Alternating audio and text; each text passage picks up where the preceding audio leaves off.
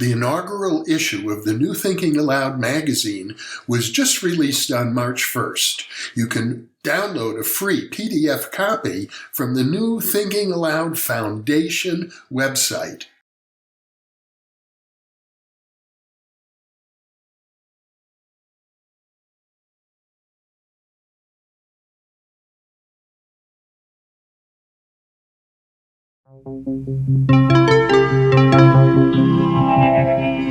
Thinking Aloud.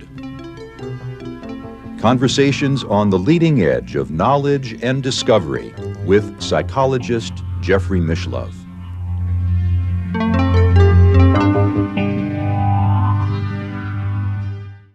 Hello and welcome. I'm Jeffrey Mishlove, and I'm another version of Jeffrey Mishlove. In a funny way, you might say that Jeffrey Mishlove, both of us, are each another version of yourself. Today I want to talk about thinking and intuition. And as a starting point, let's talk about Carl Gustav Jung's 4 psychological functions. This is the basis of much of modern psychology. It's the basis, for example, of the Myers-Briggs personality test, which is one of the most widely used tests. And those 4 functions are thinking, feeling, intuition, and sensation.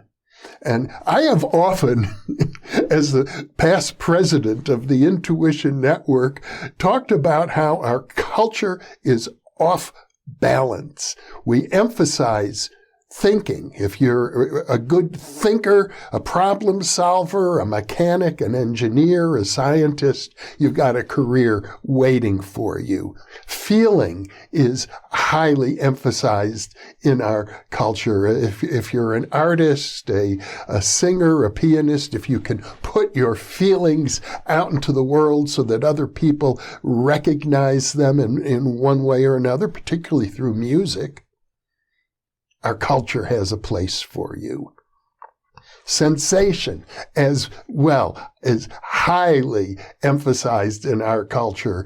All sorts of experiences involve sensations, from hiking and camping and mountain climbing to attending concerts or going to museums. Our world is rich with sensation, but intuition seems to have less value in our culture. For example, if a young child has highly intuitive gifts, psychic gifts, which to me, psychic functioning, paranormal functioning, is the real deep core of intuition, it's very often not encouraged. In many families, it is encouraged. I've done interviews, for example, quite a few, with Miranda Alcott, the animal communicator who was a gifted intuitive, and her parents were members of the Society for Psychical Research. So as a child, her gifts were encouraged, but that's not true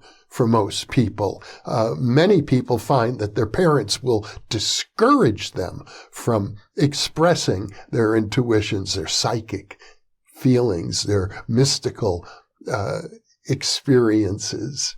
So the idea that intuition is one of the 4 major functions of the human being that is diminished in our culture, undervalued in our culture, suggests that our culture is significantly out of balance.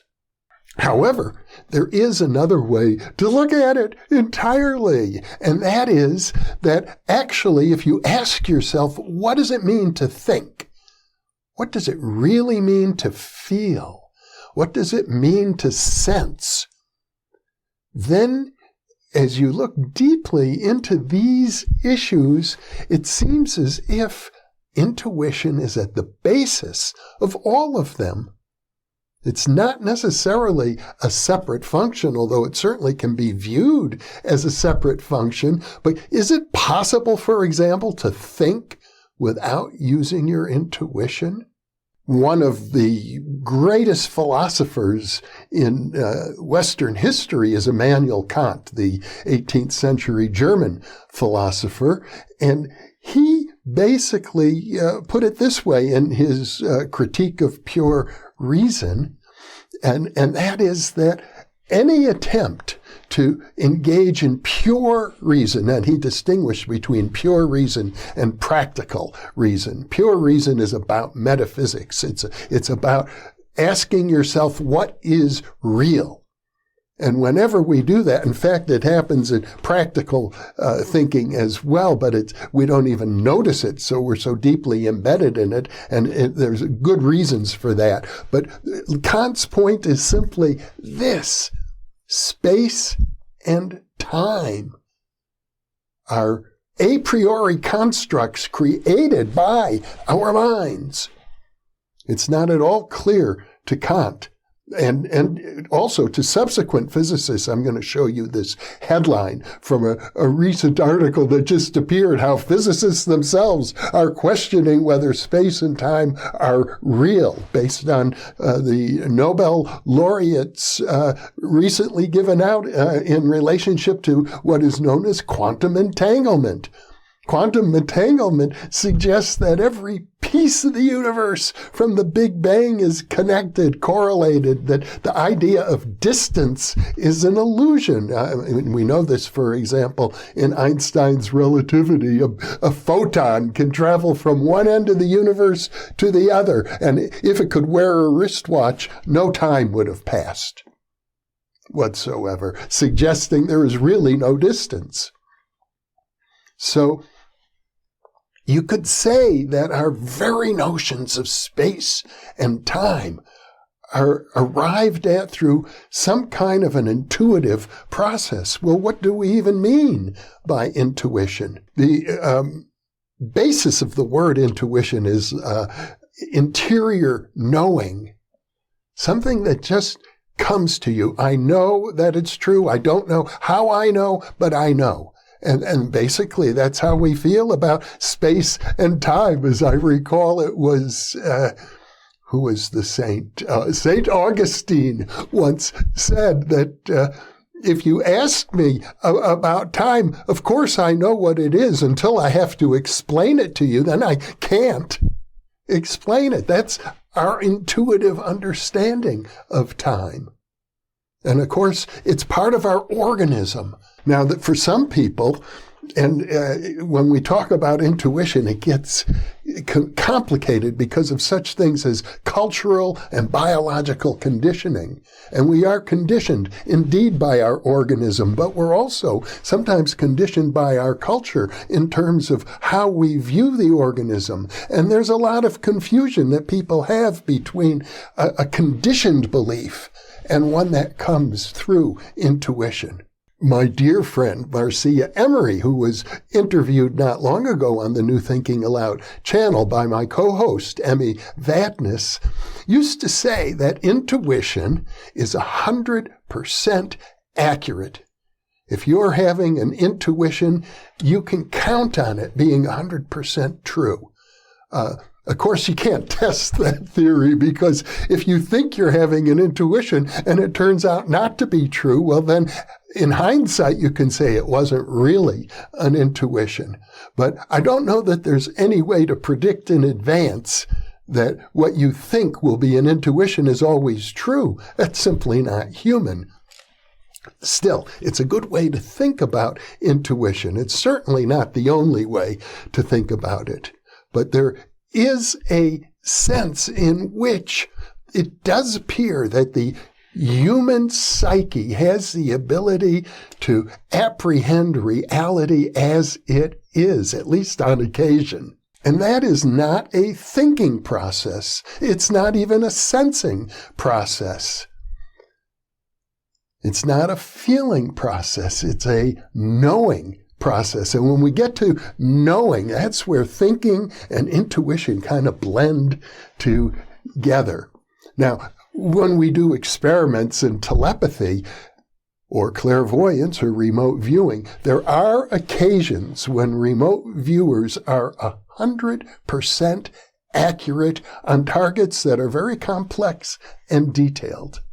So that certainly suggests that intuition, because you can't think your way through a description of a target to which you are blind in terms of having no sensory contact with it. That is a psychic functioning. And as I say, that's the core of intuition. And sometimes we know that we get in touch with intuition, with psychic functioning at that level. And I imagine that most people, if you haven't experienced it once in your life directly, you're aware at least of someone else who has. And if you're not, you can look in the literature of parapsychology. It comes up. It's very rare. I don't want to claim that it happens all the time, but I will claim it happens more often than you would expect by chance alone. And we know that because of highly controlled, rigorous laboratory studies. But the issue I'm really trying to address here is about thinking. What does it mean to think? There are certain forms of thinking, like problem solving or computation is a good example. A computer, even a mechanical calculator, can do arithmetic. It's a mechanical process. That's not necessarily thinking.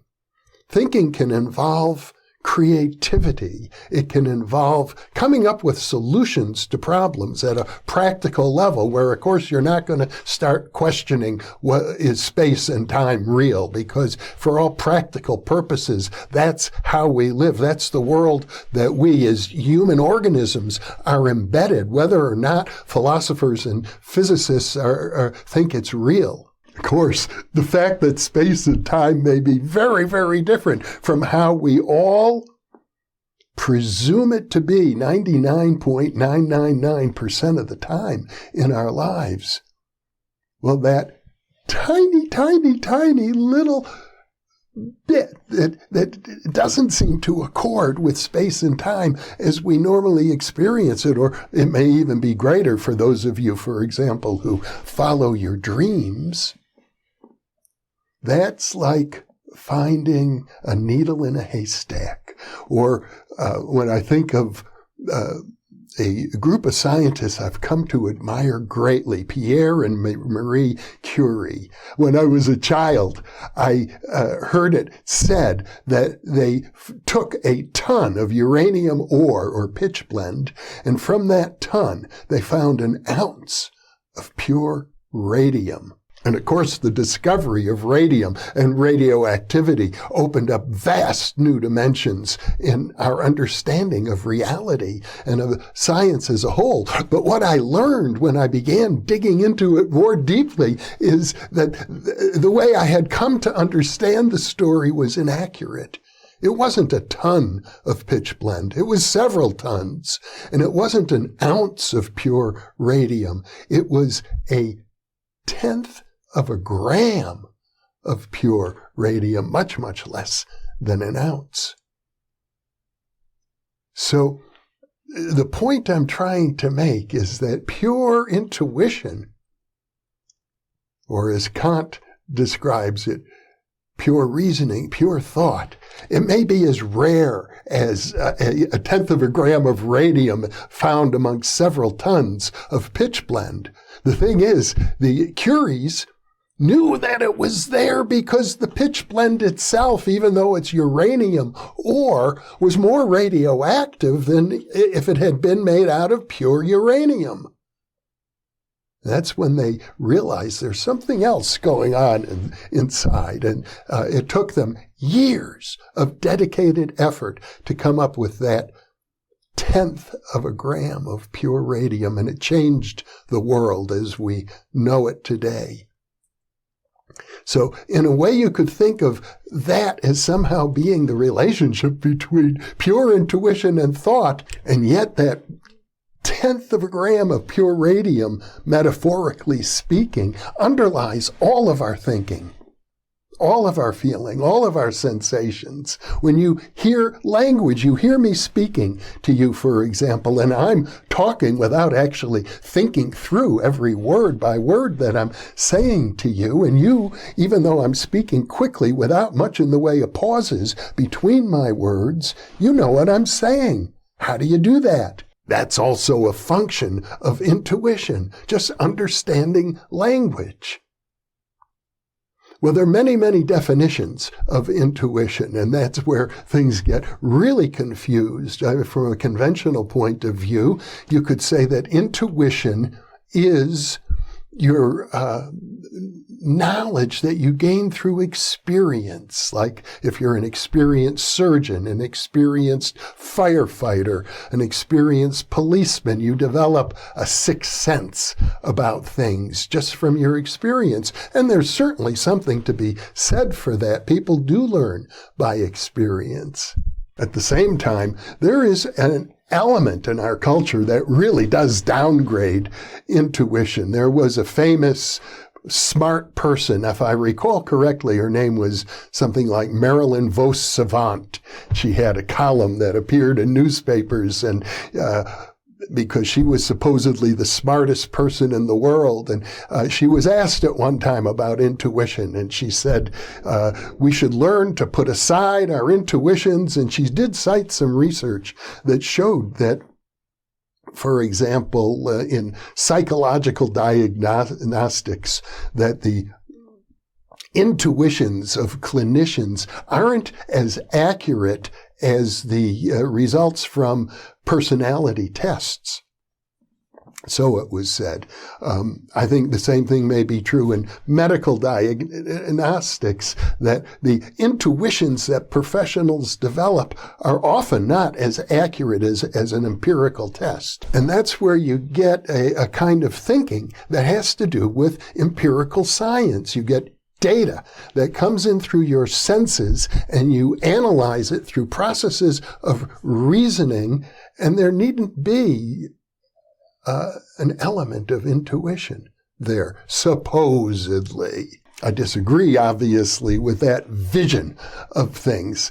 I think that it is true that intuition underlies everything. And I'd like to remind you that it wasn't so long ago I did an interview with James Carpenter, the author of the book First Sight. And it was his perspective that what we call psychic functioning that seems so paranormal is actually a very normal part of all human cognition. Every time we make a decision, every time we actually even have a thought, the very first inklings, the first beginnings of such a thought are based on psi. Now, this brings up many metaphysical issues. Ultimately, you have to ask yourself this question, and it is not one that can be answered logically, and that is, what is your purpose in life? Why are you here? I know there are going to be many answers that'll come to you from the culture. You're here to be a good family person, to support your family, to be a good citizen and to support your country, or you're here to be a good worker and contribute to the economy or your country. And those are all important. I don't want to discount them, but think of this. You're listening to this video right now, and I'm talking to you. And what brought you here to this moment, and what brought me here to this moment, is a sense of purpose. And it doesn't have to do with cultural indoctrination, because what I'm doing is not anything for which there is anything that I'm aware of in the way of cultural models. This is a little bit unique, and I suppose you could say it's true of all creative work. It brings to the table something new. And that something new is very often related to why you're here, what your purpose is in life. That's only a question that can be answered through intuition. Purpose. And the funny thing is this: if you're a scientist, purpose is often thought of as teleology, and it's pretty much excluded from material science. The idea that purpose should exist, for example, in the universe, that the universe might have a purpose and that you're part of that purpose, that's considered teleological thought, and it's a no-no. Don't go there, because, well, you might end up thinking along theological lines, and that's not scientific. Well, I'm deviating a little bit now from my original thesis regarding thinking and intuition, and we're getting into the history of science, for example, and the disputes between science and religion. These are all important topics because every little conversation is embedded in this kind of history. But this is a short monologue or a short dialogue. I'm talking to myself and I'm talking to you, the viewer, at the same time. In a way, it's an never-ending conversation. If I were here 10,000 years from now, I would still be talking about it. Or as they say in the song Amazing Grace, if we were here 10,000 years, bright shining as the sun, there's no more days to sing God's praise than when we'd first begun. Well, I probably didn't get it right, but that verse brings up larger questions about intuition, and maybe this is a good point to stop and to leave you with some thoughts. And the thought I'd like to leave you with is, in your life, where does thinking end and intuition begin? Or where does intuition end and thinking begin? I'll leave you with that thought, and once again, thank you for being with me. And thank you for being with me too.